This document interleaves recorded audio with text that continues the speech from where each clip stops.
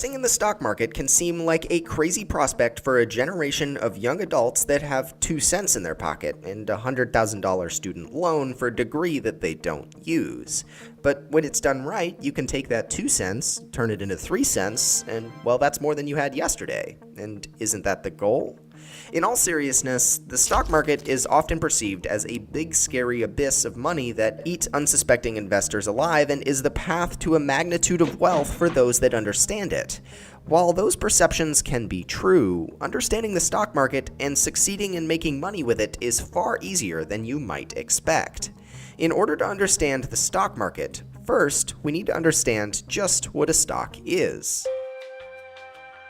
A stock, otherwise known as a share, is a financial token or instrument that signifies ownership of a company in some proportion. Basically, if Amazon had 1,000 shares and you bought 1 share, you would own 1/1000th of Amazon. In reality, Amazon and companies alike have millions of shares, but that sums up the point. When you own a stock, that means that you own a portion of that company, and as the value of that company increases, so does your stock price. There are also common and preferred stocks, which refer to the voting rights of a shareholder. Common shares have voting rights, and preferred shares don't. When you have voting rights, you can vote on things like board elections, mergers, and other financial decisions. Preferred shares, however, are called that because they get preference when a company pays a dividend, which is basically a split of the profit of a company with the shareholder, and they also get preference in other financial situations. Stocks can get much more complicated than that, but these simple understandings will serve enough to the basic investor. The next thing you might be wondering is why exactly companies will sell stocks. And that answer is simple: to get money. Stocks allow a company to raise massive amounts of operating capital with essentially no extra effort or product. The modern stock market often bases the value of a company off its potential earnings down the line. This means that relatively small companies can earn millions, or even billions, if investors think that they can succeed in the future. So then, if a company wants to sell their shares, they need a place to do it. Enter the stock market. Companies list shares by selling them through an initial public offering, or IPO, on an exchange. This essentially changes the status of a company from a privately held business to a publicly traded one. IPOs can let company founders cash out their stake or just let the company raise money. Once a company's stocks are listed on an exchange, the public can trade them. Usually prices will fluctuate based off of public opinion, but the more concrete trends and fluctuations are usually dependent upon a company's earnings and operations. These can be measured by PE ratios, or price to earnings ratios, as well as a variety of other metrics. This is usually where casual investors get scared and their eyes start to glaze over. But fear not, it's not as complicated as it sounds. Next, we need to understand how and why a share price fluctuates. The stock market is composed of millions of investors and individual traders who all feel different ways about a company.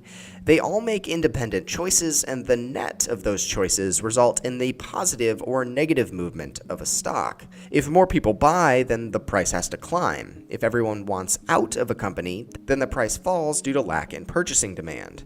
An example might be this. Say you post something on Craigslist for $100. After posting, you get 100 emails saying they'll come to purchase your item all cash right now. Most people at this point might start thinking that they priced their item too low and thus raise the price until, in theory, it reaches the most that the one single last buyer will pay for it. Conversely, if you receive no offers, you'll likely keep dropping the price until someone bites. This is similar to how the stock market moves, except that the price rise and drop isn't done consciously, rather by millions of transactions every second, supply and demand, which brings us to that topic. For every stock purchase or sale, there has to be a buyer and a seller. If there are more buyers, then the price will go up. If there are more sellers, the price will go down.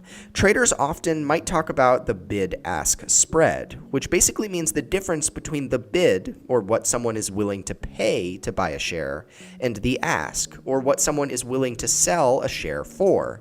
Supply and demand is fairly simple to understand at the end of the day. If more people want something, that thing, in this case a stock, will be more expensive. At the start of stock markets, matching buyers to sellers was done manually on a trading floor. Now it's mostly done automatically by trading systems. This allows the market to move much faster and creates the breakneck pace that any casual onlooker notices when watching the stock market.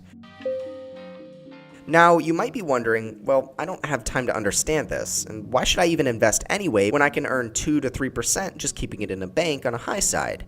Well, the answer is pretty simple.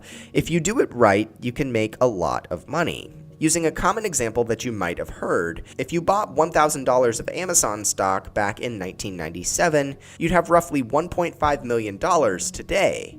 Now, that's a long investment timeline, but I think most people would agree that the purchase would be worth it. Other companies often provide return rates like 30 to 70% each year, which is still going to build you a lot of wealth compared to that 2 to 3% each year kept in a bank account.